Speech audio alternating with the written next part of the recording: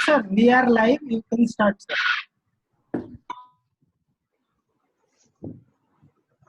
Yeah.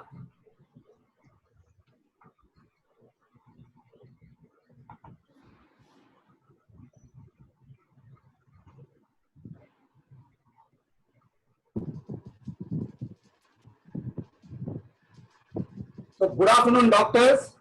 Welcome to this webinar, the second in the series by Professor Dr. Y.R. Yadav, sir. We welcome you through DigiNeuro, a digital initiative by HealthNU Therapeutics. HealthNU is a joint venture with New Link Company Limited, Japan. HealthNU has a vision to fulfill unmet medical needs by launching innovative first-time in India products. Like we launched Annuride, the first amitriptyline plus mecobalamin combination in India.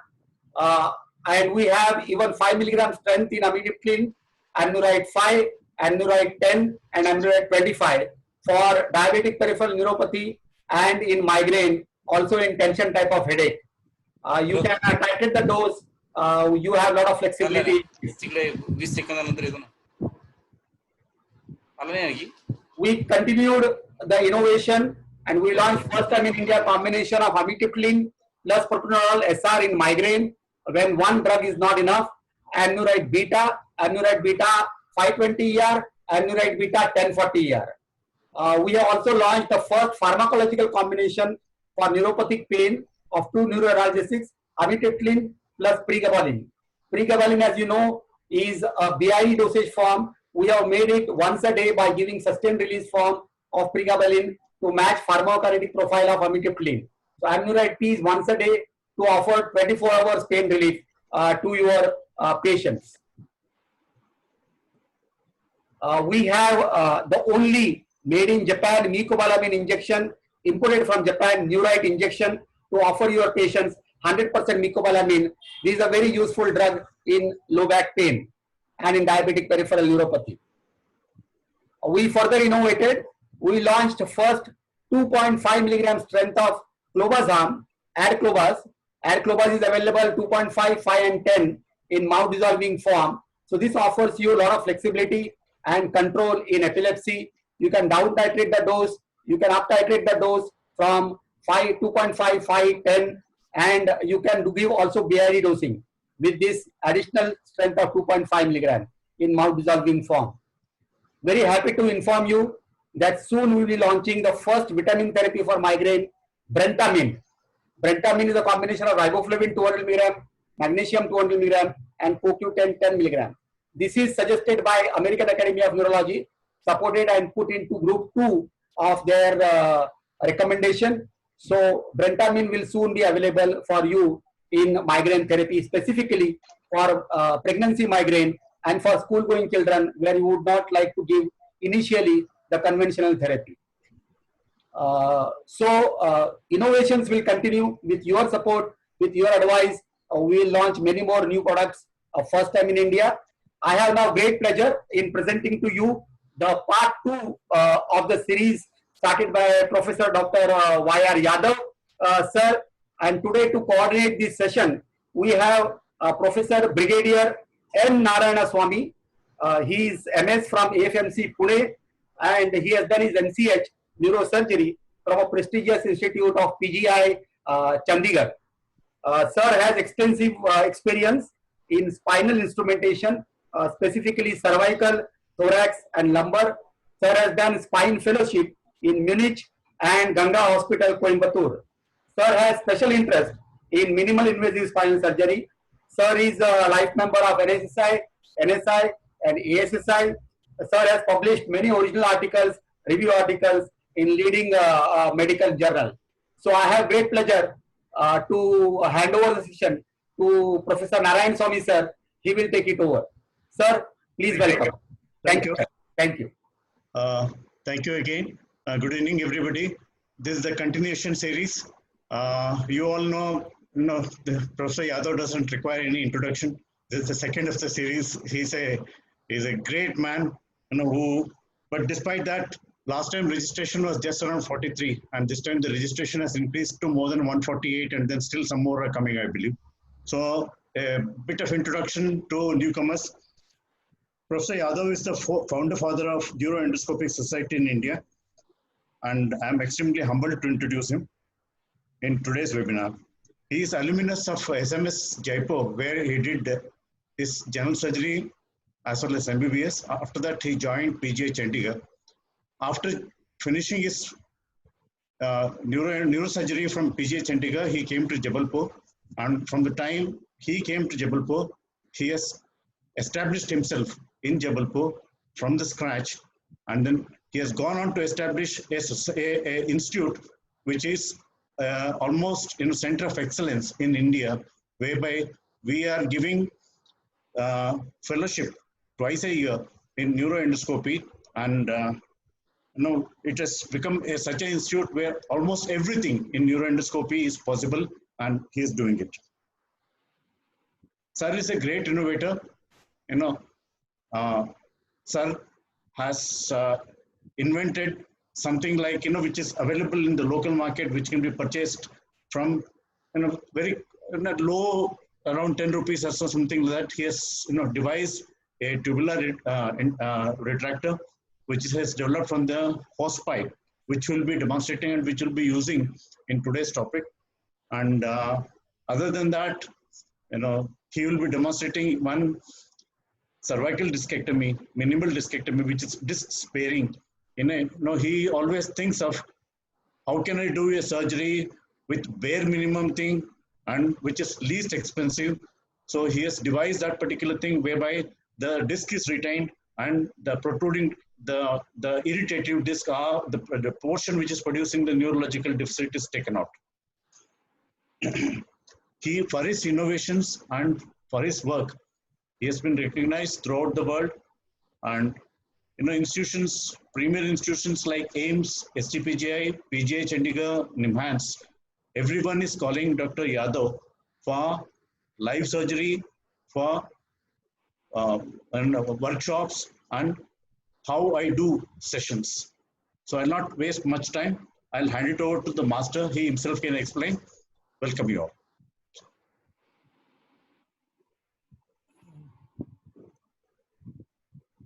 Thank you. Thank you, Professor Swami, for nice words.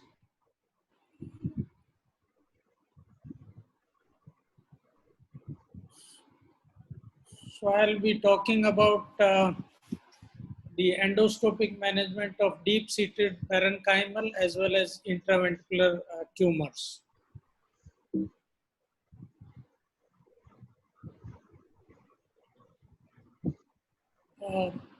Professor Swami has already said that we were conducting fellowship program every 6 monthly in March and September, but now because of COVID, things last workshop we had to postpone. And we have a fellowship program of 11 months duration, which is university certified in neuroendoscopic course. Fellowship certificate is given by the university, Medical University of MP, and there are 2 seats annually. So this is going on. We all know that deep-seated intraparenchymal and intraventricular lesions, whether it is hematoma or tumor or any lesions, are difficult to remove. Although use of retractor should be avoided, as you become expert, possibly then you can go ahead without any retractor. But most of us, otherwise average neurosurgeon, require some kind of retraction, especially when you are dealing with deep-seated lesions. So there are difficulties when you deal these deep-seated lesions. The difficulty about maintenance of the corridor, the overlying brain tend to fall, and therefore you are forced to use one of your hand in retracting the brain, and therefore there is a difficulty in bimanual dissection in such cases, and there is an inherent risk of injury to the brain, overlying brain, when you are introducing the instrument to reach at the site of your interest, especially if there are some white matter tracts in the corridor. So there is a need for either a port system or some retractor. In the past, we were using Layla retractor and other retractor, which are spatula sort of thing. So therefore, the pressure exerted by these retractors, conventional retractors, were more, and there were chances of injury to the brain parenchyma.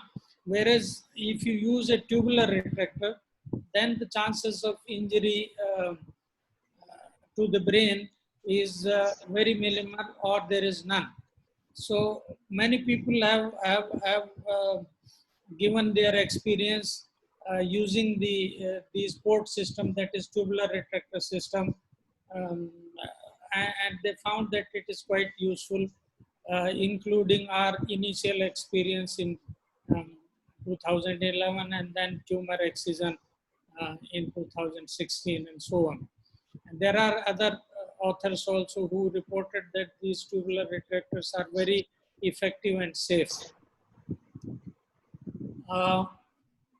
As you know, there are mainly two concerns. One is that how to hold or retract the brain.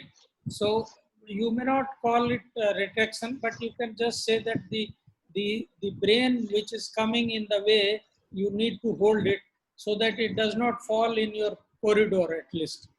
And therefore you can work very well using both your hands. So bimanual dissection, rather than your one hand or assistant one hand, is utilized in retracting the brain in the tumor removal. And plus these tubular retractors, they prevent brain injury because they are on the brain. Therefore, while you are taking out the instruments and reintroducing, there is less possibility of brain injury. So the conventional retractor, although it also does the same work, but there are chances of injury because of the force is localized, and the sharp edges may also may cut through and producing injury. Tubular retractors are ideal, although I told you that once you become expert, you may not require any retractor.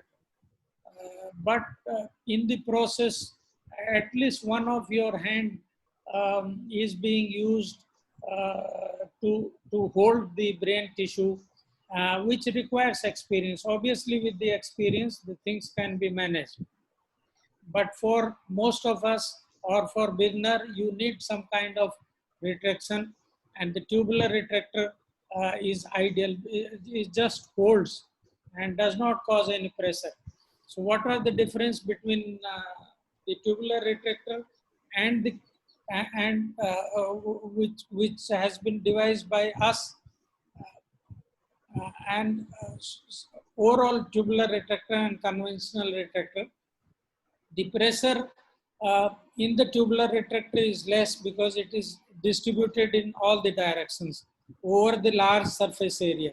Therefore, the unit pressure on the brain is very less, and so therefore it is unlikely to cause contusion or hemorrhage to the brain parenchyma.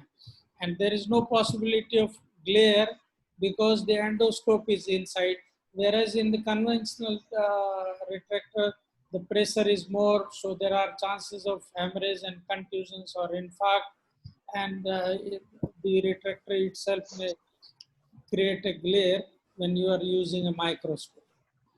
Now, there are many retractors available in the market, but I found that these were very costly and they had a lot of disadvantages compared to what we have devised. It is a simple and inexpensive, hardly any cost is involved. It's very soft, unlikely to cause any trauma, and because it is very soft compared to the retractors which are available in the market, which are costly, yet not as good as our tubular retractor. So one needs a small brain opening. Our retractor requires very small opening because it can be folded. There is no holder required. There is no time wastage in locking and unlocking. It is transparent, therefore you can visualize all surrounding brain, tumor, hematoma, whatever it is, very light weighted. It also helps, apart from causing retraction, the tubular retractor helps in stopping the bleeding. So you just gently push it inside, it stops bleeding from the tumor, and also it prevents bleeding from the tract by tamponade defect. So, and since these surgeries are done under the air media, so therefore any tumor, whether it is very large tumor, very vascular tumor, can also be removed using these tubular retractor from deep-seated, whether it is ventricle or in the parenchyma. And the other advantage is that not only you can use it with the endoscope, but you can also use it with the microscope.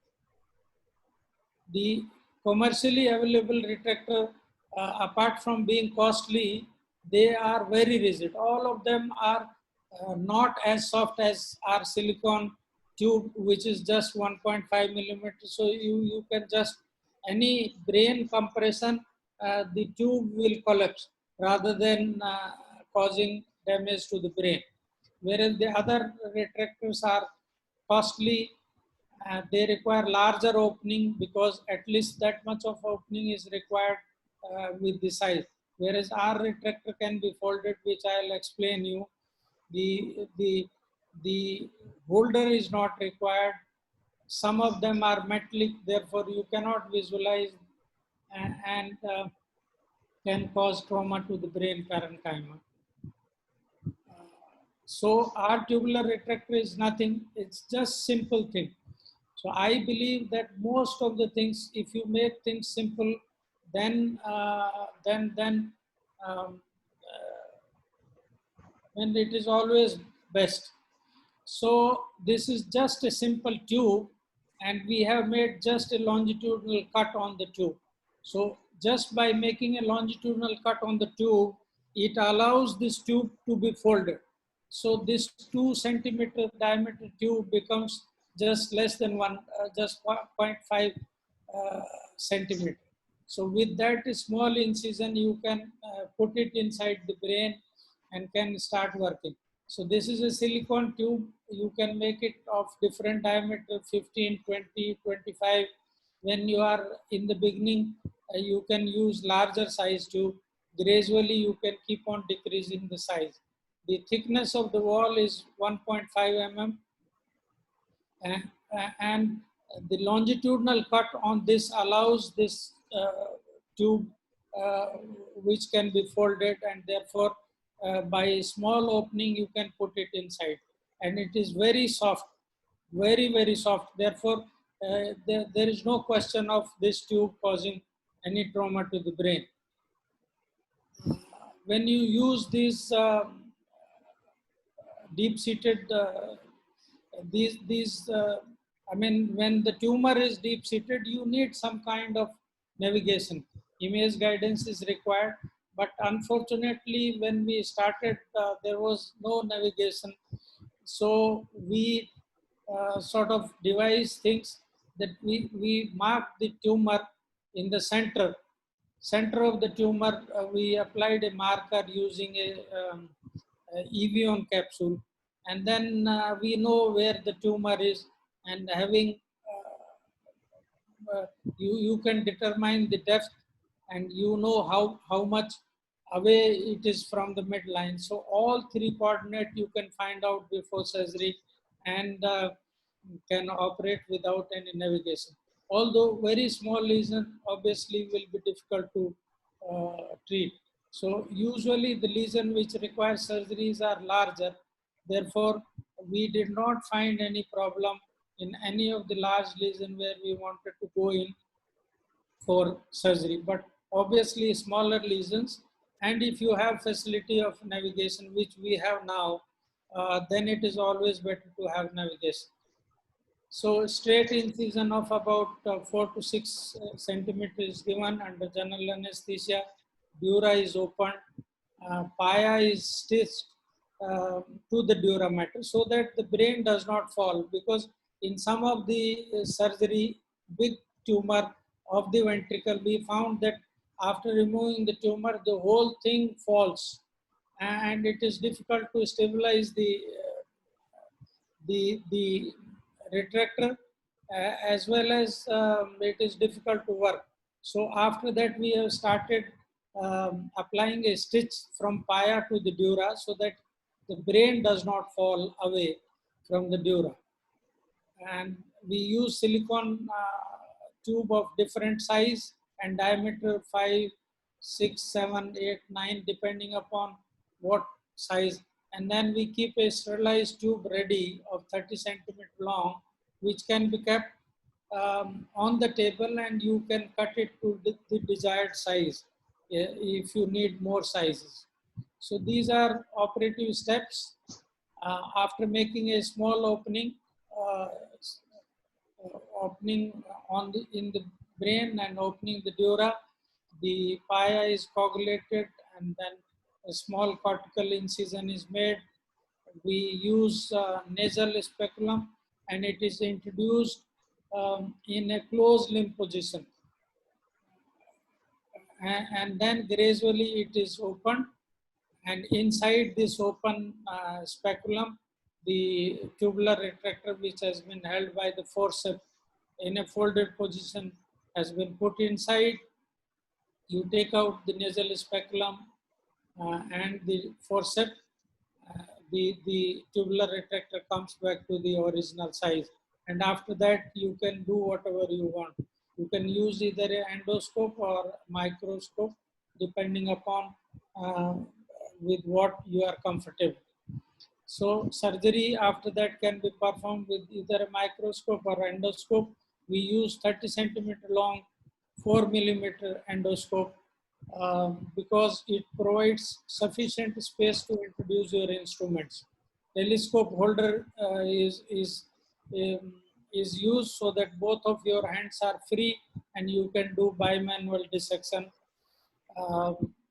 In the beginning, it is better to use it in the small tumor which are less vascular because of your learning curve. But as you gain experience, then even larger tumor with which are sorry which are vascular can also be removed. The transparent nature of this retractor allows visualization surrounding. And if you want to remove the tube, that is tubular retractor, you can use a right angle hook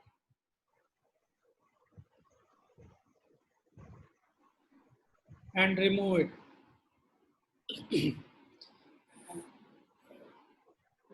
One can apply a stitch on the paya so that it prevents falling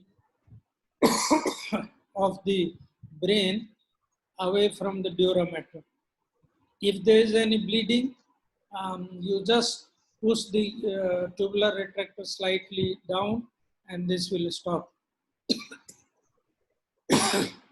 Sorry.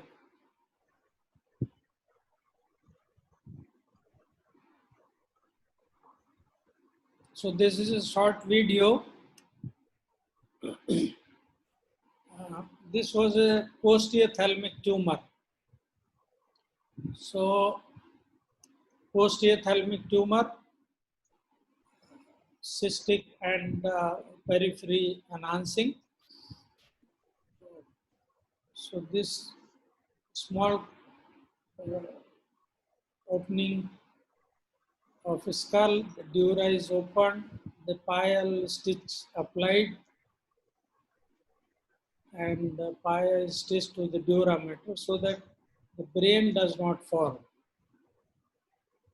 So 2-3 pile stitches are applied. This prevents,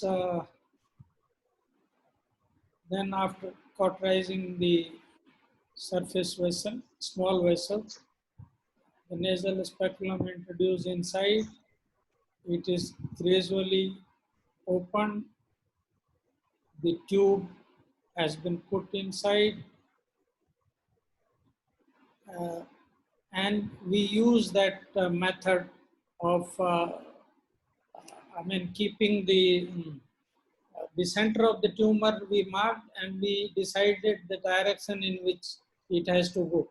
You can see that without any navigation, the tubular retractor has gone directly onto the tumor, middle of the tumor. But if you have navigation, obviously it is better. Bimanual dissection is possible using even the ordinary bipolar forceps. But I advise, if you have the endoscopic bipolar, then it is always better. So the tumor being removed, but always there is a, do not try to pull it out. I just gently delivered and then remove this tumor in piecemeal, cutting in pieces and removing the tumor.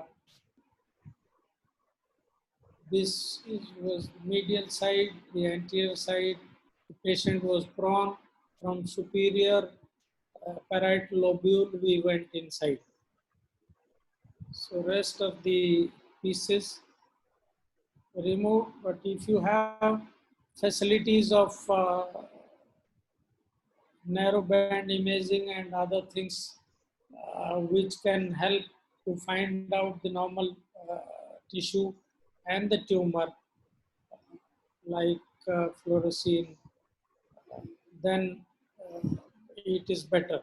But even without this, the good amount of tumor, near total excision of tumor was done. There was absolute hemostasis, and then we removed the tubular retractor. And after surgery, you can realize that the brain was falling away from the dura. So this tubular retractor is very safe and effective, and over 450 patients of tumor and hematoma have been done using this tubular retractor, and we found it safe and effective. There was very low or no incidence of contusion, or in fact, if there was any, then there was hardly minimal contusion, or in fact, which does not require any intervention or going in again. So I am not against the high-tech thing. If you have navigation, if you have tractography, then you know from where the tract has been pushed. And if you have endoscopically integrated ICG, then this will be very good to visualize where are the vessels, CUSA, and narrow band imaging also distinguishes between the neoplasm and the normal brain. So all these things can be used, and fluorescein, which will differentiate between normal tissue and the tumor. So all these things, if these or any of these are available, then these are always better. There are a study which shows that fluorescein are very useful because it distinguishes the pathological tissue while you are removing the tumor. So this was preoperative hematoma, the postoperative good hematoma removal. Not only removal of hematoma, but you can cause absolute hemostasis also. So another case, another one. And now we have even meta-analysis is suggestive that removal of hematoma, supratentorial hypertensive hematomas are having better results compared to microsurgery or no intervention. So 3 randomized trials were analyzed, and they found that the death in the neuroendoscopic surgery was less compared to craniotomy. And the complications also were significantly less in endoscopic group. The preoperative tuberculoma and the postoperative preoperative tuberculoma. This was intraventricular subependymoma, which was removed using this tubular retractor.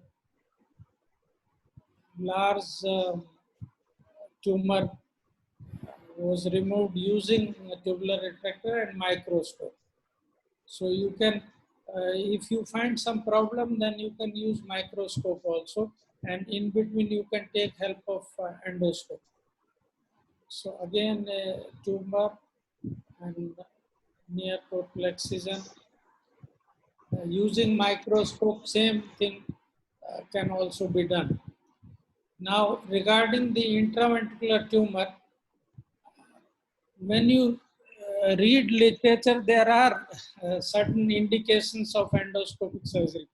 But those indications of endoscopic surgery are pure endoscopic, you can say, rather channeled endoscopy, in which the instruments are passed through the working channel. But if you use tubular retractor, there are no such contraindications.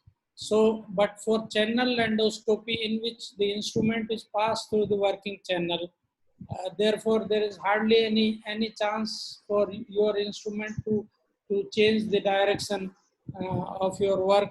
So there are limitations of channel endoscopic surgery. If you are using that channel endoscopy, then tumor which are either within the ventricle or bulging in the ventricle should be dealt with. Tumor usually less than 2 centimeter should be operated. But if there are large lesion and there is very small attachment to the ependymon, that also can be done using a channel endoscopy. Using tubular retractor, you can use any large tumor. So less vascular should be there. Otherwise, if there is a bleeding, that is a major concern in channel endoscopy. Any small little blood in the CSF will blur your vision and you will not be able to operate. So it is better to use air media and use tubular retractor. Preferably dilated ventricle, and you need to have a straight trajectory, because with flexible scope the vision is very limited and you can just take biopsy. More than that, nothing can be done. So if you want to go for biopsy more than biopsy, then you have to use rigid scope and not flexible scope. So advantages are good visualization in dilated or even a normal ventricle. It allows biopsy from correct area. So the chances of positive biopsy in endoscopic surgery are much higher compared to stereotactic or other methods. So diagnosis can be very well, and if there is associated hydrocephalus, that also can be dealt simultaneously. And when you take biopsy, if there is any bleeding, you can coagulate that. So under vision, that hemostasis can be performed. So these are, I think last time I discussed the channeled endoscopy and port technique in intraventricular tumor. So with port technique or tubular retractor, anything can be done. So any amount of tumor, whether it is very large, can be removed using endoscopy or microscopy. Whereas in channeled endoscopy, when instruments are passed within the working channel, there are limitations, and it is in the fluid media. Any hemorrhage will cause non-visualization of things. So therefore, very small lesions, less than 2 centimeters, soft, suckable, or with limited vascularity should be handled using channel endoscopy, because there is a limitation of bimanual dissection. Whereas in port system, any lesion, large, small, can be dealt with hemostasis can be perfectly performed because it is in the air media, and the direction of instrument can be in any way. So good bimanual dissection is possible. Bleeding, I told you that this is one of the limitations when you do intraventricular surgery. Uh, in channel endoscopy, in those cases there is blurring of vision, so don't get panicky. You just hold on, stay for some time, keep irrigating. If you continue to irrigate for about 7 to 10 minutes, then the bleeding stops. And you will find uh, using the tamponade effect, intermittently closing the outlet will allow you to visualize something, and forceful irrigation, intermittently blocking the outlet will allow you to see things, and you can aspirate that blood after the bleeding stops. Usually 90% of these cases, the bleeding is minor and it stops. But if it is a major bleeding, then you are forced to replace fluid by the air. I told you that if you use air media, then visualization is very nice and you can coagulate the bleeding vessel. So gradually withdraw the fluid and replace it same amount with the same amount of air, and you can achieve hemostasis using this technique, which is known as dry field technique, dry. Uh, or you can use tubular retractor, which is always in the air media. Therefore, you can take out the large tumor, and hemostasis also achieving hemostasis is not a problem. Or if nothing works, you can convert the endoscopic surgery into open surgery and control the bleeding. So dry field technique I already discussed is very important. If there is a bleeding, severe bleeding, for mild bleeding, you just hold on there in the field and you will find that it stops after some time. But if there is a severe bleeding which occurs, not very common, but it does occur, and especially if you use tumor excision in a vascular tumor, it is bound to happen.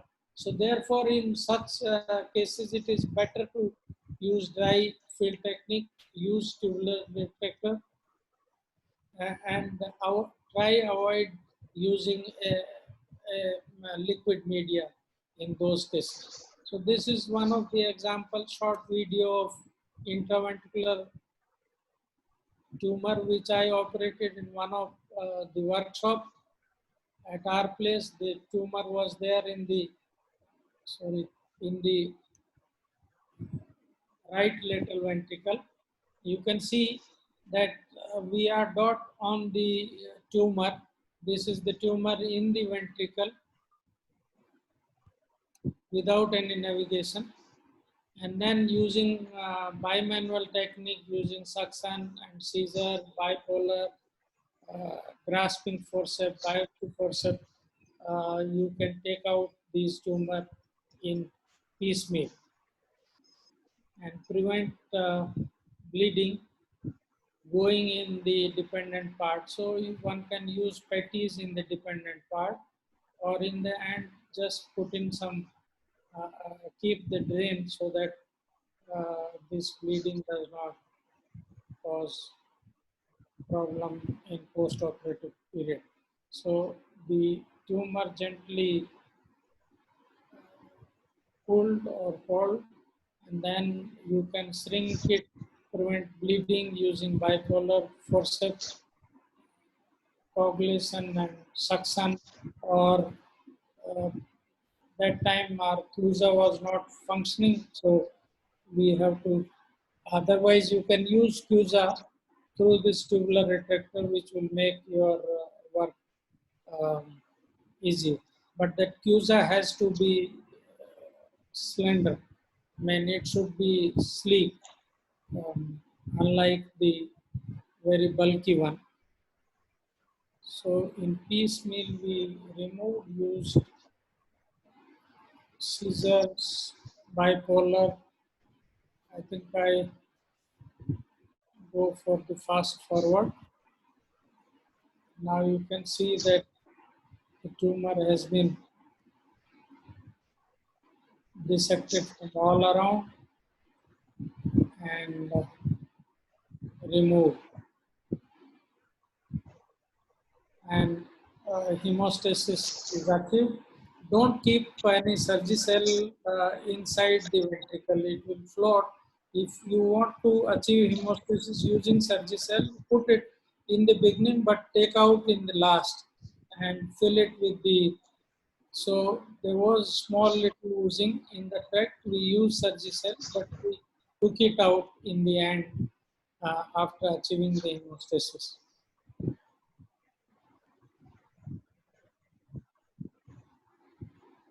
So you can.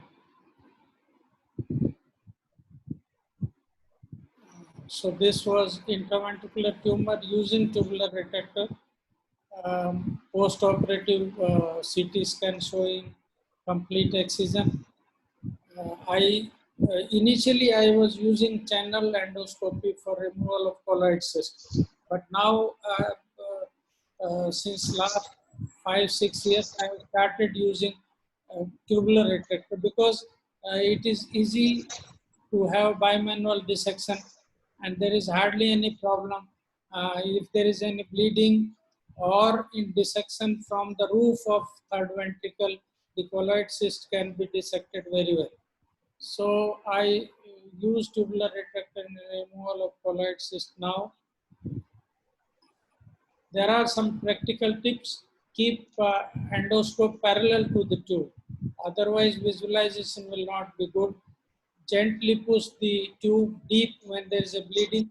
So if there is a bleeding, you just gently push it down and the bleeding stops because of tamponade effect. Station endoscope in such a way that it does not obstruct instrument manipulation. So it should be stationed at the corner, whether cranial, caudal, medial, lateral, but it should be in the corner and it should be as much away as possible so that the instrument manipulation is not hampered. One should make small bony opening and dural opening also. Some of my colleagues, when I ask them to open, they make large bone opening and dura, thinking that there may be some problem. But making a large bony opening and dural opening is a disadvantage rather than advantage because brain may bulge through it and may cause contusions. So even if you are not confident, you make a large opening of the bone, at least open dura as minimum as possible, and through that you should keep on working. So don't go for larger opening. Even if you are not able to do with the endoscopy, with the same opening of 3 centimeter, 4 centimeter bone opening, you can operate with the microscope also. The other thing is that you should be going dead in the center of the tumor. If you are at the margin, then you will be always pushing your tubular retractor to another side and trying to remove the tumor. So try to remain, make a trajectory and reach at the center of the tumor. And then don't try to remove all superficial tumor. What you do is that you remove the full length of the tumor from superficial to the deep. So remove this whole tumor. When you remove the whole tumor and you find the deepest part, the 5 centimeter tumor will become 3 centimeters, then it will become less and less. So without moving your tubular retractor, you can take out the large tumor. But if you are at a periphery, then you need to move, which is very difficult. So moving a tubular retractor, angling it slightly may be all right. You can use any of your instrument and just push it to the one side. But too much of retraction or displacement will give rise to problem. It may collapse. Like this is the example. It should be vertical. The tubular retractor should be as vertical as possible. I was using in a prone position in one patient, and then I tried to go like this. I kept the tubular retractor in horizontal position. In that case, I was not able to work because the overlying brain was falling on the tubular retractor, and the round contour of the tubular retractor could not be maintained.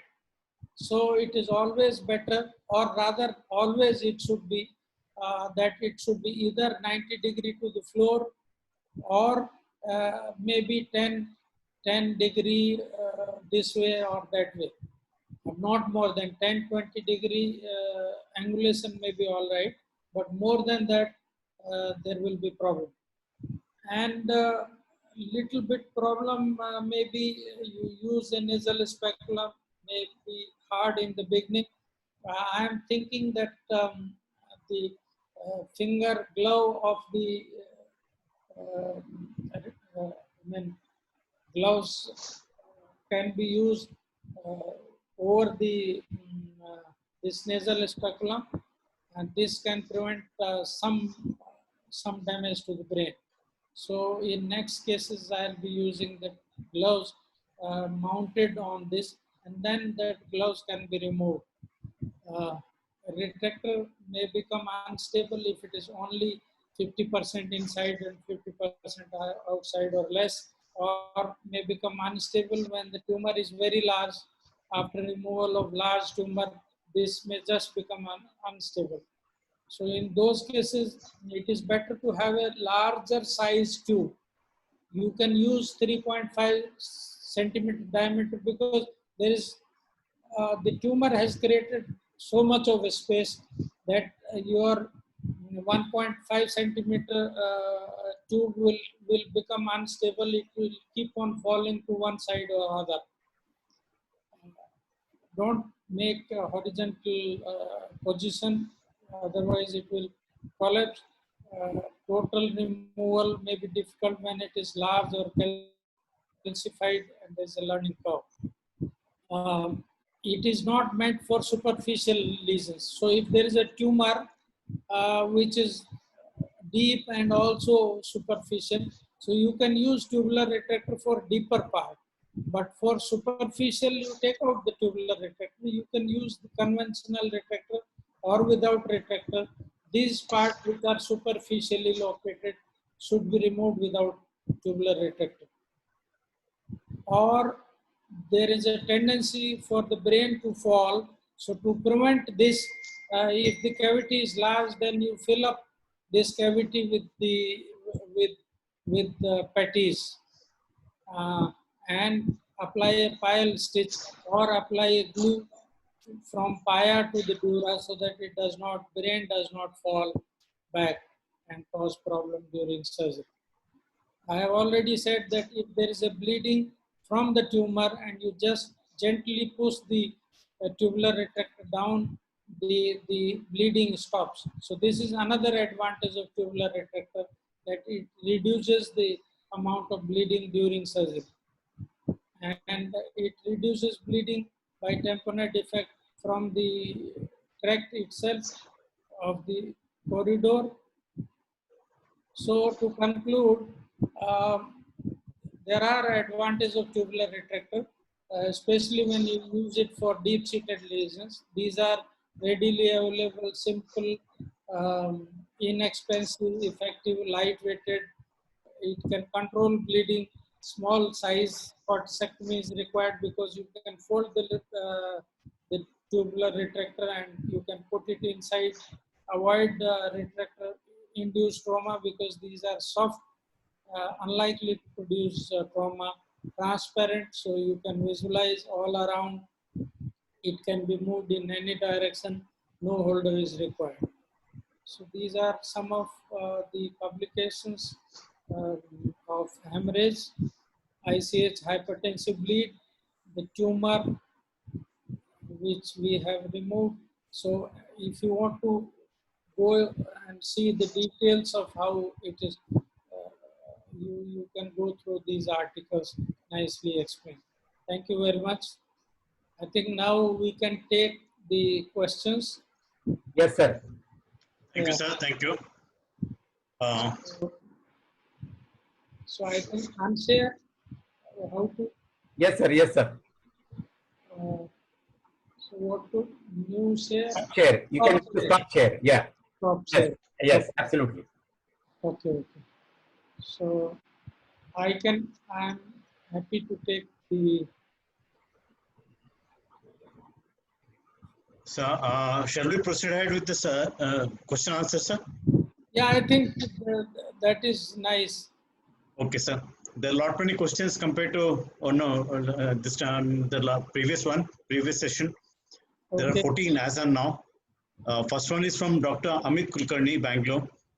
Can we Okay. prevent brain infarct and old infarct by endoscopic surgery?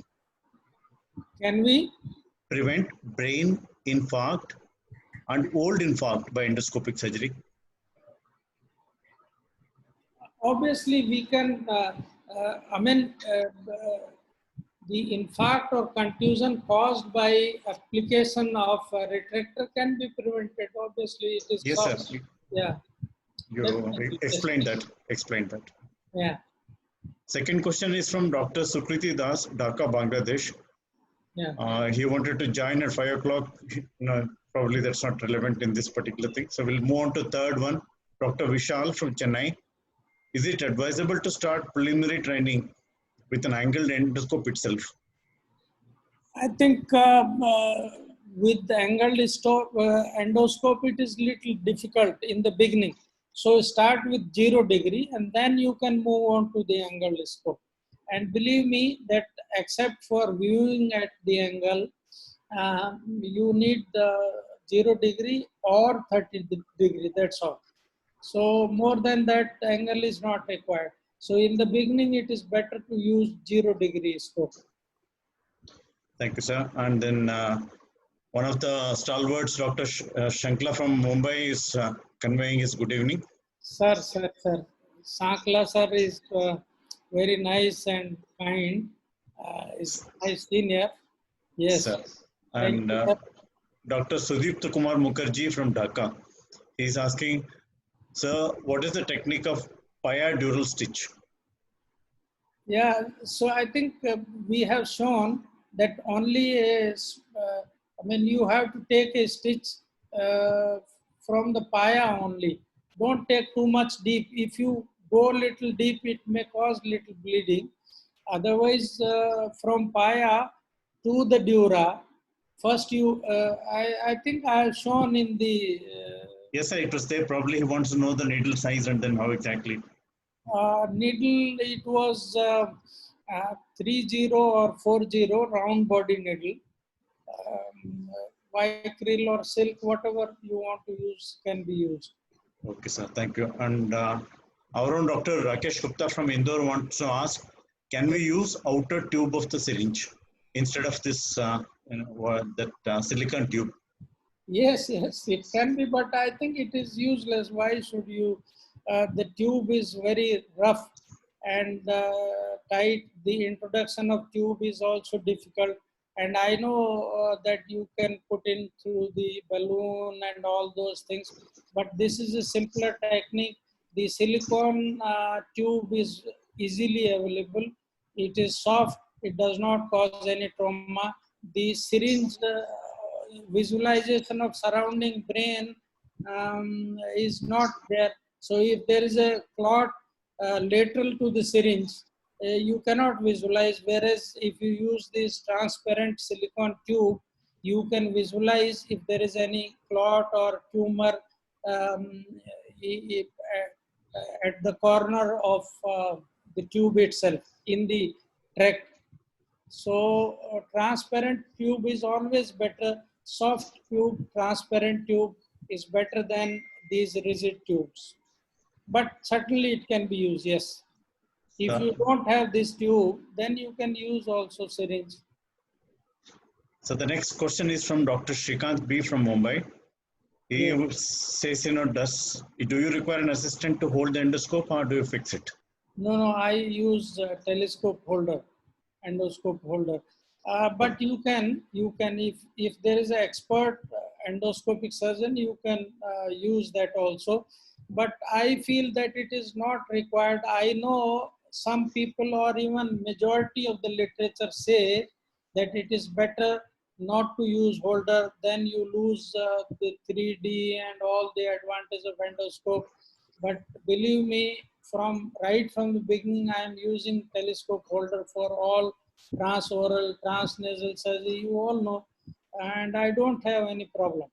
Whereas if you ask somebody, except when there is a brisk bleeding, if there is a brisk bleeding, severe hemorrhage, then it will stain your endoscope. In that case, you can use either a microscope or ask somebody to hold scope for you. So that is the only indication for me to ask someone to hold the scope. Although I tried in some of, because many people were saying that this is better, somebody should be holding. One is that your assistant will get tired, So, and there is no added advantage to me. so Dr. Amit Gupta from Kanpur wants to know, please show the surface marking of the incision for the right thalamus tumor. Surface. I mean, it cannot be shown here, but what we do is that the center of the tumor is, because this is all edited, so I don't have right now that, but I have shown this in one of my workshops. You mark the center of the tumor using a EV-on capsule, and then use some what marker on the patient's skin, and then we decide from where our incision. So from center of my incision to center of the tumor, I mark with the marker. So that is my one direction, and I know how much is the depth. Then from medial lateral, I make out that it is 2 centimeter away from midline. So that is again my another judgment where I should go. So anterior posterior you have, depth you have, medial lateral you have. So it is has been useful. I mean, we never went wrong. So Dr. Nikhil from, Dr. Amit Gupta from Kanpur, he Amit, wants, yeah, you just asked him. Dr. Nikhil from Hyderabad wants to know if there is tumor bleed after removal of the thalamic tumor, what do you do? I will go again and take out the hematoma if it is large. If it is asymptomatic, small little hemorrhage, because any incomplete, most common cause of tumor bleed is residual tumor. So this may happen. This may happen. You cannot go so aggressive in thalamic region. If there is a small hematoma, don't do anything. If it is large, go in again from the same track and take it out. Sir, Dr. Rakesh Gupta from Indore again is asking, sir, after keeping this tubular retract for a long time, it may stick to the brain surface. Does irrigation help in removing the tumor, in removing the retractor? No, it does not stick at all. This is another beauty. There is no question. We have not seen so far. We keep on, otherwise also surrounding brain, we keep on irrigating. We never let brain dry, but there is hardly any brain exposed when you operate. But if you find some problem in taking out, initially we were applying a stitch on the superior surface of the tubular retractor so that we can pull it in case it goes inside. But now I don't apply this stitch. I use a right angle hook, a blunt hook, and with that hook from deeper side of tubular retractor, I just pull it back. So does not stick. Dr. Nikhil again is asking from Hyderabad, what about brain edema? Do you require to remove the bone flap, and in how many cases? No. We never, this is what most people are scared, and including myself. We thought that why we make larger incision. One of the advantages of larger incision is that you go for decompression. So believe me, for either a ICH, big ICH or big tumor, I never went for a larger craniotomy or hemi this thing. Uh, you take out the pathology and everything settles down. The edema is also because of the tumor, but if you remove only part of it, then you may have edema because of the clot. But if you take out the whole hematoma, there is hardly any problem associated with the edema. Plus, you supplement by mannitol, Lasix, and other anti-edema measures. So, Dr. Rakesh Gupta from Indore is again asking, what is the disadvantage of leaving Surgicel behind after removing the intraventricular tumor? Though you explained it. Yeah, it can float inside and cause obstructive hydrocephalus. So any foreign body you should not. It may, I know that most of the time it may stay back there only, but there is a possibility that the Surgicel which you have put in may float and then can block the aqueduct or any of these openings in the ventricle. So it should be avoided, should not be used. Sir, Dr. Shankar Aitwal from Mumbai is asking, I mean, firstly, he's congratulating us, and then secondly, for the nice webinar. Okay. Secondly, is asking, are we keeping EVD in intraventricular tumor surgery? Yes, yes, yes, it should be, because some amount of, I mean, blood might have gone inside. So we usually keep it for 2-3 days, the tube. And then Sir. usual method, keep it at a higher level and then take it out. Sir. Yes. As of now, only this will. But for parenchymal tumor, no. So Okay. no drain for parenchymal, but for ventricle, we always keep EVD. Sir. As of now, only these are the questions, sir. I think we can proceed ahead with the second topic. Yes, yes, yes. So,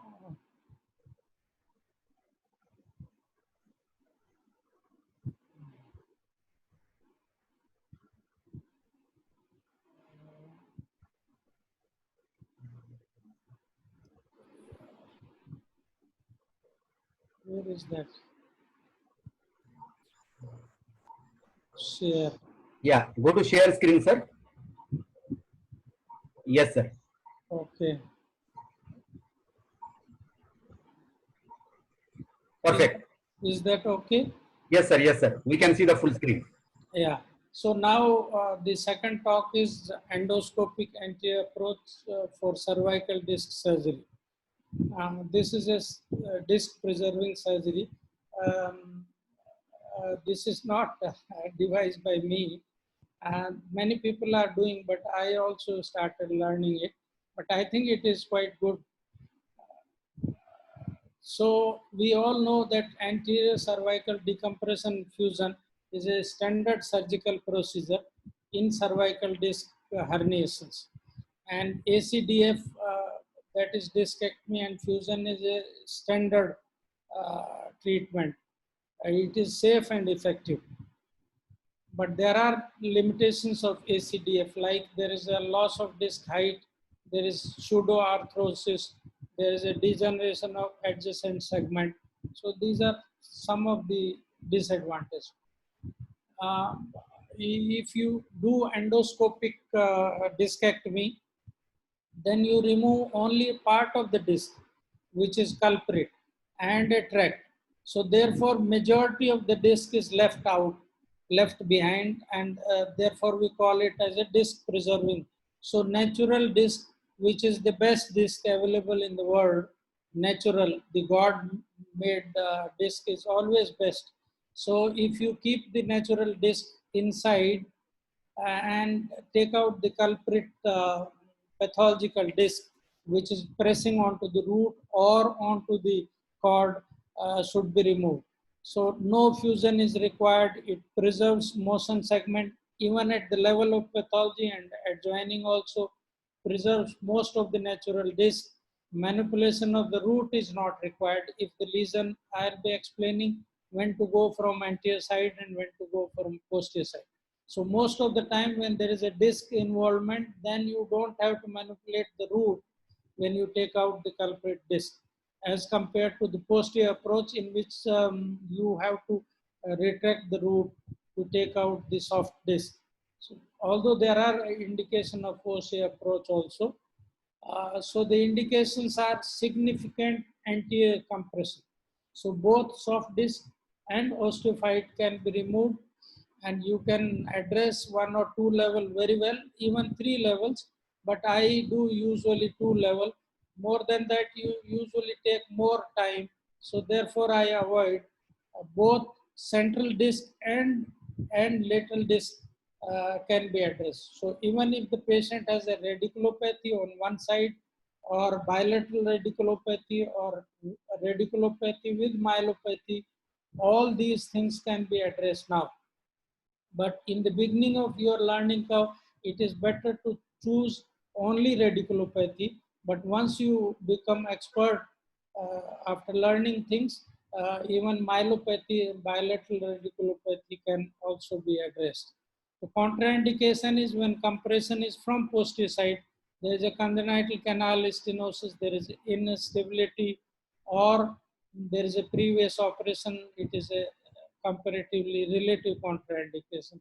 Compression more than 2 level take more time, or dense OPLL or OPLL with calcified dura, then there are more possibility of CSF leak, or significantly reduced disc height.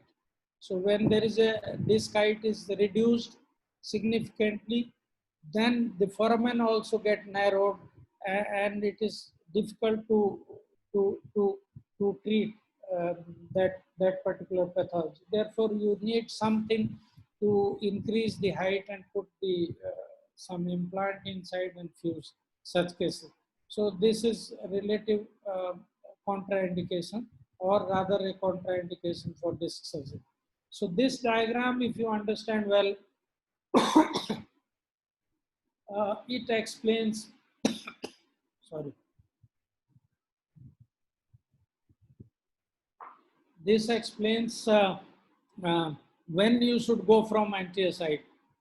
So if there is any disc, obviously all discs, preferably because these are coming from anterior side, anterior to the root or the cord, should be removed from anterior side. Although the soft disc can also be removed from posterior side. Only soft disc which is lateral. In any case, when you need to retract the cord, that should not be done. So any disc, soft disc, which is within 5 millimeter of lateral 5 millimeter of the cord, because that with the hook you can take out.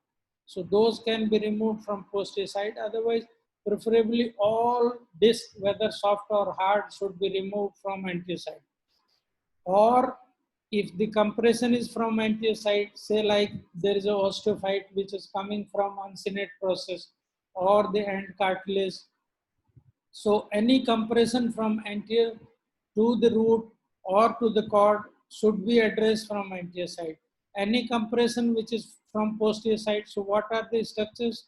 There is a facet joint. So facet joint hypertrophy, if it is there, it can compress the root. So go from posterior side. If there is a ligamentum flavum hypertrophy causing compression on the root, come from posterior side. Otherwise, anterior pathology come from anterior side, posterior pathology go from posterior side. So in anterior approach, there are various approaches.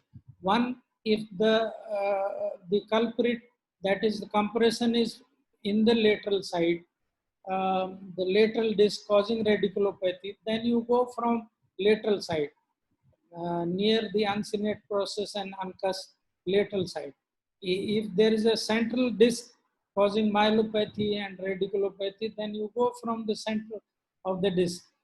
So a small opening in the center of the disc, or a small opening in the lateral part of the disc, or if the disc has migrated up, then you can go transcorporal, that is go through the vertebral body. rather than taking out the disc and unnecessary causing disc to prolapse. Because if the disc has migrated predominantly up, then you can go transcorporal. But in these cases, you need navigation. If it is migrated down, then also you go transcorporal from the inferior vertebral body. Uh, if there are multiple levels, then you need a very good clinical and radiological correlation, because usually radiology looks more extensive, where clinically only one or two roots or one or two level of the cord is compressed, whereas radiologically extensive compression may be there. So good clinical correlation, finding out which roots are involved, lower motor sign, reflex diminished or something like that. So, and by MRI, you can make out degenerated disc, or even if require, a discography can be used to find out the culprit pain generating disc. Neurophysiological testing also tells you at what level compression may be there. So in difficult situation, you can take help of this. Or nerve root block. So if there is a pain, you block that root, and that will be diagnostic that from the pain in that particular patient is coming from that particular place. I mean, from this level. So general anesthesia, supine position with or without traction, neck slightly extended. This is the position. The under the shoulder pillow is there. The ring is below this. You may use traction, or we usually do not use traction, but we just fix this thing by sticking. And this is the incision which has been marked using C-arm localizers. So one can have a commercially available localizers which are available, or we use the bucket handle. So handle of the bucket can be used to localize these site where you want to go in. So find out which is the level. And this helps in where the incision, because incision has to be precisely at that point. So 2 to 4 centimeter skin incision medial to the sternocleidomastoid, and you approach from the symptomatic side. If there are symptoms on right side, go from right side. If it is on left side, go from left side. If there is a symmetrical compression, bilateral pathology, then you go from right side because you are a right-handed person. But for left-handed person can decide right side if there is a cranial migration. So if there is a cranial migration of disc, then it is better to stand on right side, because then removing things from cranially from right side is better. Whereas if there is a caudal migration, you should go from the left side. High definition camera is important. It provides improved resolution, better color information, larger field of view. One need to have especially made two long right angle retractors, but these should be, width should be less, so that you can put them inside the operative area, or you can work in between the two limb of your instrument. You can open your scissor, and in between the two limbs you can operate. So with a small incision you can just go, because up to the disc level you have to do it under naked eye or with the microscope. After you reach at the disc level, then you introduce the endoscopic set. We don't use blind method to displace the carotid and the trachea and then blindly go inside. So we dissect it and then go and put our scope. just to be on safer side. Coagulate and cut any small branches coming from carotid sheath away from it so that the stump does not retract and cause bleeding. Retract esophagus and trachea medially, carotid sheath laterally, as we do anterior cervical, pretracheal and perivertebral fascia are dissected and cut. Again localize. So initially for incision you localize. Later on, once you reach the disc, then also you put in this LP needle which has been bent at L shape and find out that you are at a correct level. Initially, I was using retractor because I was finding problem. The esophagus and trachea used to come in my way in beginning of my learning curve. So I was using a retractor, right angle retractor. Somebody can hold it, or you can use a retractor. So this is the right angle retractor which has been held by the telescope holder can be used to retract it. But I now no more use any retractor because in one of my patient I had esophageal uh, injury. So I thought it may be because of prolonged compression because of this retractor. After that I stopped using, and it is not required also. So after you reach at the disc level, you use whatever system you have, EasyGo or Destendo. Initially I used Destendo set. Now I use EasyGo because I feel it is better. It allows you to work with two hands freely. Destendo has limitation in cervical spine. It is good for lumbar, but for cervical, EasyGo has many advantages over this. So when I did not have EasyGo, then I was using Destendo. Initial about 100 cases I did.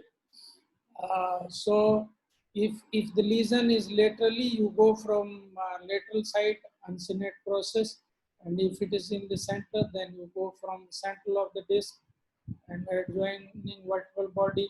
Again repetition. If it is lateral disc, then go from here. So this is the uncinate process. Beak-like from lower vertebral body. So uncinate process, and the upper vertebral body, this is known as uncus. So disc, lateral disc and adjoining vertebral body should be removed. If it is a central, then you go from central side. If you use transcorporal approach, then in the end, the hole which you have made in the bone can be filled up with the piece of bone. So channel which has been created in the vertebral body can be repaired using a bone from allocrest or commercially available bone or whatever. So even the vertebral body also will not get weakened. One should make a right angle corridor because there is a natural angulation of the disc cranially. So you have to remove little more superior vertebral part of the superior vertebral body to make it vertical. Otherwise, there will be difficulty in viewing at the cord level or at the root level. So medial portion of the longus colli muscle is excised after coagulation. This should be done when you take a lateral approach. When you are going from lateral side, then only you coagulate and cut the longus colli muscle. But if you are going from the center, there is no point because longus colli will not come in the center. So if there is a central disc, bilateral, this thing, I do not touch at all the longus colli of either side. Then using a drill, so you don't have to remember uncinate process and uncus, the disc and the adjoining bone, the lower part of the upper vertebral body and the upper part of the lower vertebral body, which is an uncinate process. So drill out some amount of bone also but there should be sufficient opening to put in two instruments, because if there is some bleeding when you are removing the disc and you are using only one single instrument, you will not be able to work. So two instrument, but don't use bulky instrument. So just enough space to introduce two small, one drill and one suction, which is very thin, slender suction should be used. If you use bulky instrument, then you have to use either a larger bone opening, which is a disadvantage that should not be done. I just use 5 millimeter opening. So uh, not 5 millimeter, two instrument, I think it is about 10 millimeter. So adjoining bone, but do not make it conical. We have a tendency to go in, conically, superficially large opening. Then when you go inside, then you keep on decreasing the size. So by angulating your tubular retractor, you should make it either a square or inverse conical. So I have explained it in the diagram. Don't go progressively less and less bone removal. So reverse, just like a cone, this should not be done. Either it should be same, the width, superficial and towards the cord should be either same, or it should be inverted cone. The inside should be much larger so that you can decompress well. And I use, initially I was removing even this uncinate process and bearing the vertebral artery, but it increases the risk of vertebral artery injury. So I don't remove this uncinate process. I keep part of the thin part of the bone intact because it is not required. Uh, Deeper down, you can angulate your scope um, where it is required. So where there is a vertebral artery, I keep this thin bone intact to avoid bleeding and oozing around this venous plexus. And once axial drilling up to the posterior and cartilage drilling has been done, then one can use either a 1 millimeter Carrison punch or a curette to take out that part which is adjoining the root and the cord. So thin part of the cartilage, bone or ligament should be removed using fine punch. So it is 1 millimeter. Don't use heavy, 3 millimeter or 4 millimeter, otherwise you can produce a deficit. So you can use either a Carrison punch or a curette, and the movement should be parallel to the root or the cord rather than towards it. The herniating disc should be removed. I always remove posterior ligament, posterior longitudinal ligament, because there may be subligamental disc sometime. So unless you remove the posterior longitudinal ligament, you will not be able to find that there is a below the ligament, posterior longitudinal ligament, there may be a fragment of the disc. So remove this, and then you can visualize ipsilateral root, cord and opposite root by angling if required from medial. So well decompress cord and thecal sac and the root. This is a small video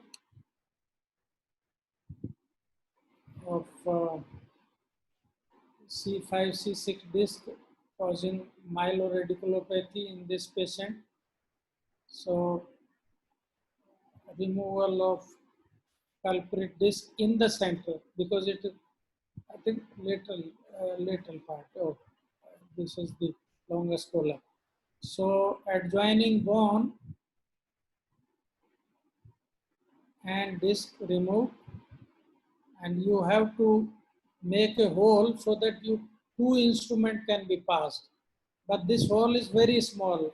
You will be able to see in the post-operative CT scan and X-rays. So with the drill up to the last, you can drill it, and then laterally using a blunt hook, I think in this case, and fine Carrison punch. The disc and the posterior longitudinal ligament is removed.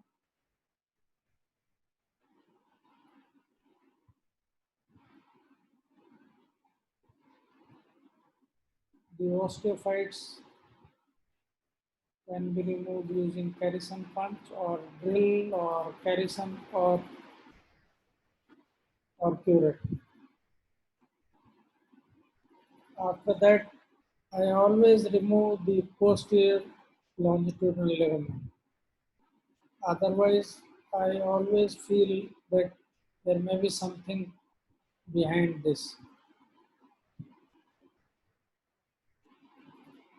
And in the end, you can pass your right angle hook up, down, cranial, cranial caudal and towards the root.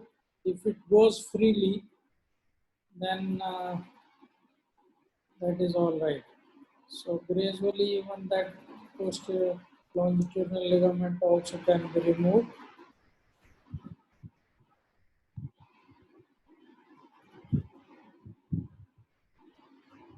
And once you feel that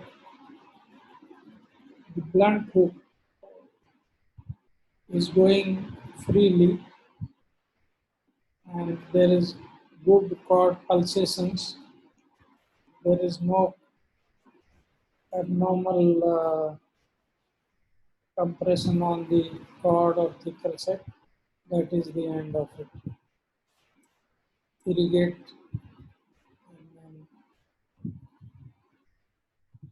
So a very good trick in such case, because initially I was struggling with long operating time. So good tip is that when you are drilling cranially or removing bone from cranial side, angulate your tubular retractor cranially. So if there is a compression cranially, angulate tube also. Tubular retractor also should be angulated cranially. The instrument also should be going cranially, angled instrument. The endoscope should be put in at a cranial level. Don't put endoscope here. If you put in endoscope here and your instrument here, then there will be blind area. You will not be able to see this. So for cranial working, put in endoscope cranially. When you work caudally, put in endoscope caudally so that you can see your instrument well and the culprit compression. Otherwise, the compression will not be visualized. If you just keep the endoscope here, the instrument will block the visualization of compressing part. When it is some compression is medially or laterally, then you angulate it medially and laterally. So with a reverse cone, you can decompress the whole cord very nicely. So, results of our surgery, more than 250 cases have been done so far over the last more than 10 years. It's very effective in relieving pain and improvement of neurodeficit. One of the case, pre-op and post-op, see the amount of bone removal. These were some of my early cases. And here another disc, and see the amount of bone removal. So very small bone removal is required. Vertebral body, another C4-5. This is a central disc, C4-5, central disc myelopathy, went from the middle. So again, a small opening, and you can realize that the bone drilling superficially is less. The compression extending higher up, you can drill the vertebral body more. So posteriorly towards the cord, you have done reverse coning like this thing. So rather than removing more superficially and then make a cone here, so you should go for reverse cone. This is amount of bone removal and disc, and X-ray showing hardly any difficulty in um, alignment. Lordosis is maintained. In most cases, rather, the angle, lordotic angle improves. This is possibly, I think, because of the pain relief which give rise to, which was there earlier, later on. So another trick is, if you want to remove the whole compression on the cord, this is a line diagram which I made to make you explain. So remove part of the vertebral body anteriorly. If you want to angulate, then remove only a very small part anteriorly, remove part posteriorly.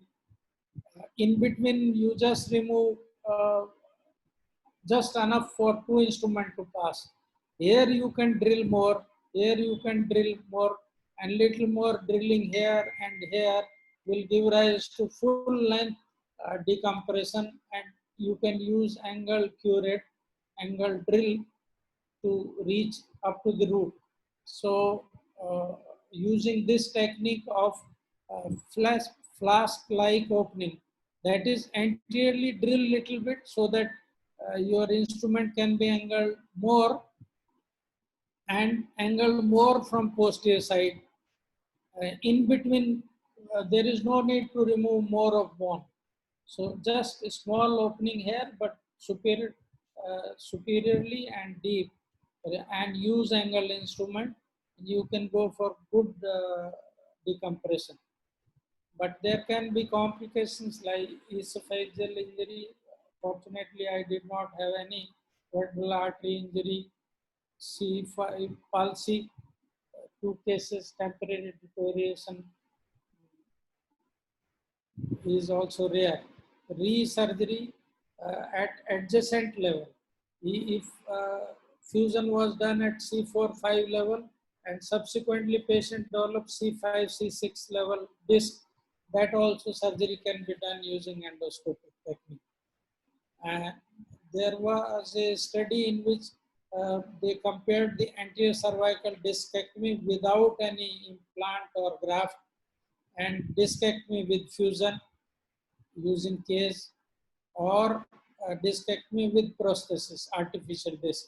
And they found that at 9-year follow-up, the results were same of all three.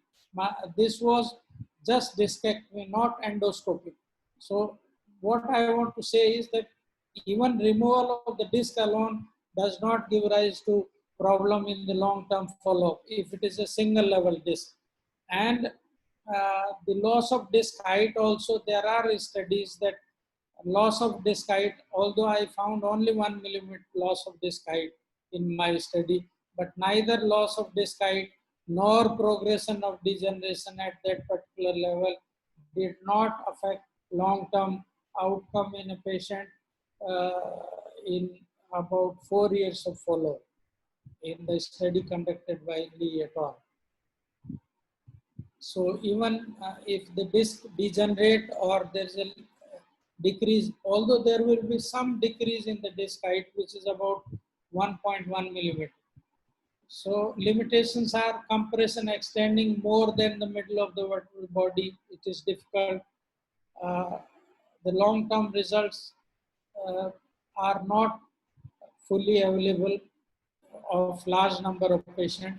Limited possibility to extend in case of any difficulty or complications.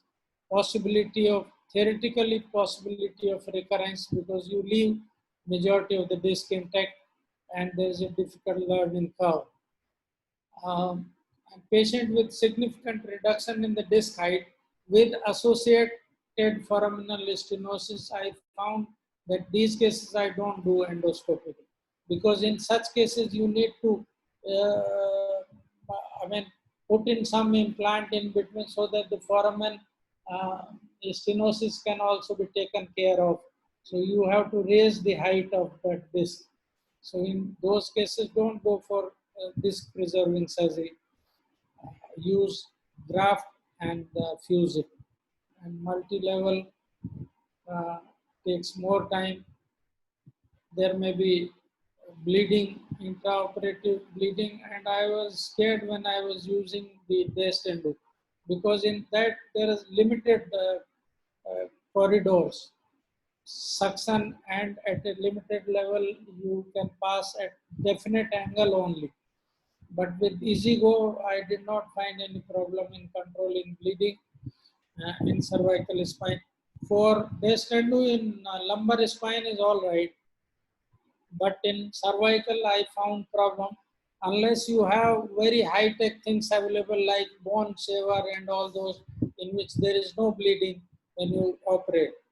But otherwise in normal cases, at times you may have bleeding which may be difficult to control when you have limited access. So anterior approach versus posterior approach, in the beginning I told you that whether there is a central disc or lateral soft disc, both can be addressed. Whereas from posterior side disc, only lateral soft disc can be removed. If there is osteophyte coming from anterior side, don't do it. Radiculopathy with osteophyte also can be addressed. Uh, Here, if there is a facet hypertrophy or ligamentum flavum hypertrophy, then you go from there. But the amount of disc loss is significantly less if you go for lateral disc, which is soft from posterior side. So possibly the only indication for posterior approach is soft disc if you are talking about disc. If there is a facet hypertrophy and ligament, so these are the limitations, the indications of posterior approach, whereas anything anterior to the cord or root should be addressed from anterior side. Hemostasis, there are ways: cold saline lavage, adrenaline saline.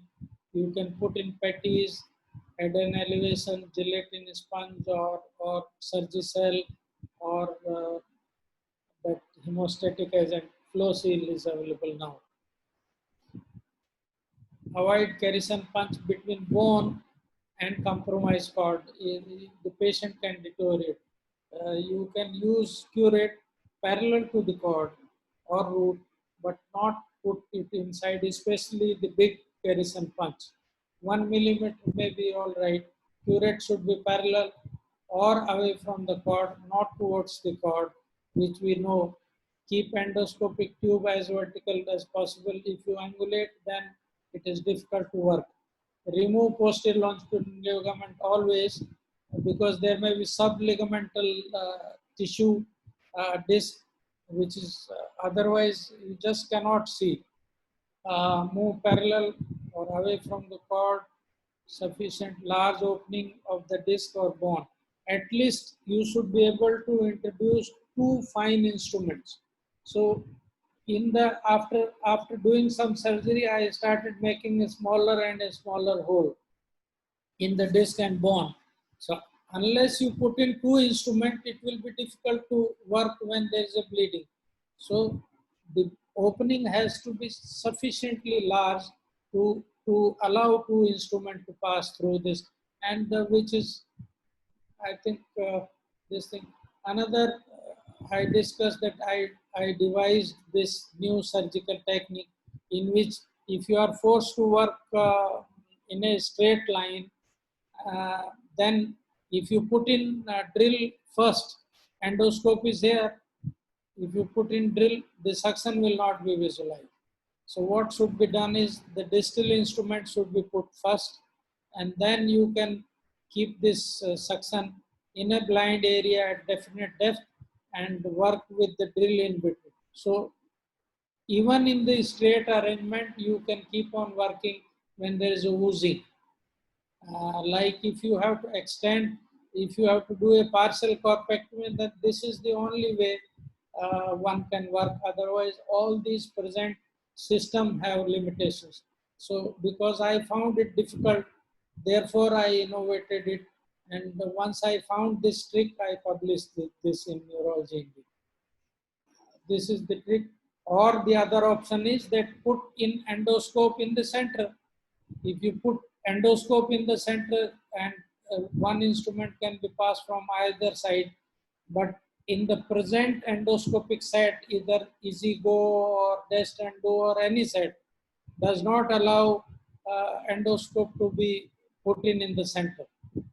But certainly there can be a situation you can put in just a rod or something and station your scope, or you can have two telescope holders, two holders, one to hold the tubular retractor and another to hold the endoscope. So station your endoscope in the center, work from either side, one drill and one suction. So you can work, this is the best option. If that is not available, like it is not there now, in those cases, my technique of using the distal instrument first and then introducing the middle instrument will allow you to work in the blind area. So this has been published in as surgical nuances to avoid blind area in endoscopic surgery, a new surgical technique in neurology India. So to conclude, endoscopic decompression using anti-approach is the effective alternative technique to decompress cord and or root up to 2 level. Although it is difficult to learn, but it is safe and effective once you have attained a learning curve. So you can have these publications. Thank you very much. Grateful to my teachers who have helped me in learning. So I think stop sharing. Okay. Over to Dr. Swami, please. Sir, please unmute yourself. Professor Narayan Swami, please unmute yourself. Okay. Yeah, now you can. Yeah. Sir, thank you very much, sir. You did not even take a break, and then you were so elaborately explaining. We're really thankful for you. Do you need some breaks, or should we go on to the questions? No, I'll just take water. Don't worry. Okay, sir. Sir, some more questions have been added, and it's nothing much regarding this endoscopic cervical disc sparing surgery. Most of the questions are about the previous, about the tubular retractor and in the deep-seated thing. Oh, no problem. So we will continue with that. No problem. Okay, sir. So I think 6:30 we can continue. Okay, as sir. long as Sir, Network side, sir, there is no issue. We can continue as Yes, long sir. as the questions are there. Okay, No sir. issues on the network side. Yeah. okay. okay. So So the next question is from one of the senior armed forces neurosurgeon. He has greeted us for conducting in a nice way, and he wants to know if the tubular retractor comes in standard safe size, or is it from any company, or can we create it in our own center, or should the nasal spectrum enter the ventricles in the beginning, and with inside the nasal spectrum should be introduced, or can we introduce directly without nasal spectrum? no. What initially what you make a track using one suction and another suction also, or another micro instrument. So reach up to the area using just suction and this thing. And after you have made the track, then you can go up to the ventricle directly, no problem. But don't allow sudden decompression. Sir. Allow sudden decompression. This is one thing. The Sir. tubular retractor now, I mean, unfortunately, this is unfortunate. I have requested, I don't want any money from anyone, but still nobody is ready to market because the cost is, so they were saying that you increase the cost, make it costly, then only they will market. So I have requested rather paid the Kalelkar surgical to make, because they said that if nobody will purchase, what do we do of this silicone tube? So 100 meters I gave the order and paid them in advance. Now it is available with Kalelkar surgical. So you can get say 1 feet tube and use it. You can cut it into different pieces, 5 centimeters, 6, 7, like that, and that is enough. Or take 1 meter of the tube and then silicone tube. Off the record, when this was not available, then I used those PVC tube which are available at hardware. But Sir. I think it should not be. So I think this answers this question. Sir, nextly, our revered teacher, Dr. Patak, Ashish Patak, is feeling proud of us. Sir, namaste, sir. Namaste, sir. Sir. So what? He has not asked any question. He has just conveyed, that he has felt proud of us. That's all. Nothing more than that. Sir. Thank you, sir. Thank you, sir. I am grateful for your teaching. Great teacher. Thank you, sir. Sir. The next question is from Abhay Kumar, Mumbai. Where to get the silicon tubular retractor? You just answered him that it's the Kalelkar. Kalelkar, you can use it, or I think any silicone tube which is 2 centimeter in diameter. You can ask anyone. There are silicone tube now available for suction. Suction tubes are silicone tube. So anyone can make this silicone tube. Sir. And it is readily available now with Kalelkar Surgical. Sir. So the next question is from Prakash Kafel from Nepal. Firstly, yes, conveyed his regards. Excellent talk, sir. And he wants to know the indication of removal of thalamic ICH, intraventricular bleed, and when to evacuate. Yeah, there are controversy, I know, but any first is any secondary deterioration is always indication for surgery. Patient initially was little better, in better GCS, and then later on deteriorated. Most of the thalamic tumors have big extension into the ventricle. So whenever there is a whole ventricle is full of blood, and if patient is not in very bad shape, very bad means usually I avoid operating patient in less than 7 or 8, or if somebody is decerebrating, unless it is a secondary deterioration. Initially patient was all right and then started deteriorating, then I go in. But otherwise primary decerebrating patients with ictus, I don't operate, because such patients, because of primary injury, they don't improve. So extensive IVH, intraventricular hemorrhage with hematoma size more than 3 centimeter in one cut, surgery is required. But we don't know how much it helps, that is for sure. But I think if you can remove the hematoma without causing any deficit, in conventional surgery, when you have to make a larger incision, whatever benefit you have given to the patient has been taken over by the large craniotomy you have made and damage to the brain parenchyma. But now without any damage to the brain parenchyma, using endoscope and going for absolute hemostasis and taking out the whole clot, I think there is no reason that such patients should not be, though there may not be scientific data available, there is no control trial available. Sir. On this, yeah. Sir. The next question is from Mohammad Nazrul Hussain, Dhaka, Bangladesh. Yes. Do you think tachograph and navigation will give better outcome? Yes, definitely. Yeah. Sir. You can save tracks, and navigation will pinpoint where you should go. Why not? We use this because it was not available with us. Okay, sir. Now we have navigation, so we can. I am not saying that if you have, don't use it.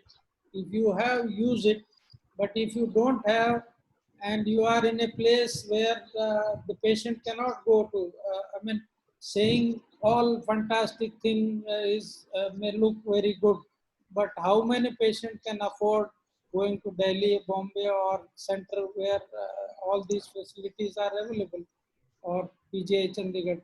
No, and moreover, the available neurosurgeon will not be able to operate them. So therefore, you have to devise certain things which you can do with your own cases. And believe me that in the beginning, when I was operating these patients, I used to say some of them that I have not done these cases in before. You are my first patient. Please go to some other surgeon who is good, better than me.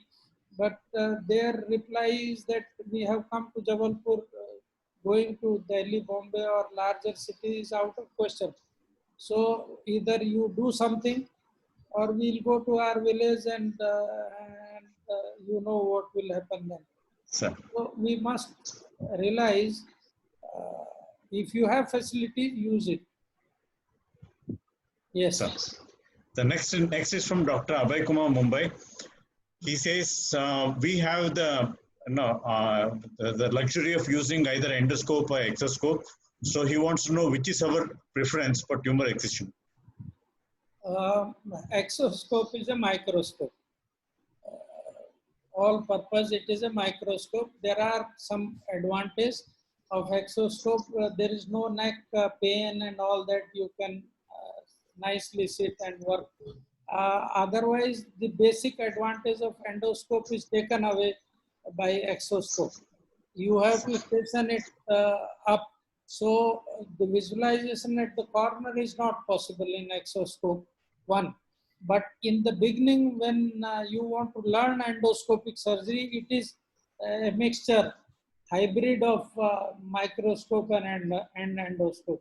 So for learning endoscopic surgery, you can use exoscope. And if there is a bleeding when you are operating during using endoscope, so lens will get soiled frequently. In that case, I can use either a microscope or endoscope. Otherwise, I prefer using endoscope only and not exoscope. Exoscope is also good. One of my colleague, Dr. Vijay Pariyar, is expert. He is using exoscope. So he is doing all these surgery with the exoscope. But some advantage of endoscope are lost. Yes. Sir, the next question is from Dr. Saif Hamid from West Bengal, sir. He wants to know the critical disc height in pre-op imaging when we are deciding to go by endoscope. It's almost the whole disc is gone, and more than the disc height is the foramen. So if the patient has the radiculopathy and you take even simple X-rays, oblique view, you find that the foramen are significantly narrow, then you should not go for this disc preserving surgery. There is in fact no disc at that time. So even up to 50% or so disc reduction, there is no problem. Sir, some of the senior armed forces people are congratulating us, and it says that excellent talk, and then they conveyed your regards, Group Captain Yadav. Thank you, thank you, thank you, thank you. Sir, next is from our own fellow Dr. Ankur from Jabalpur. Yeah. Sir, can highly vascular lesion or vascular malformation be operated using tubular retractor? Yes, why not? Can be. You have to have all those facilities available with you.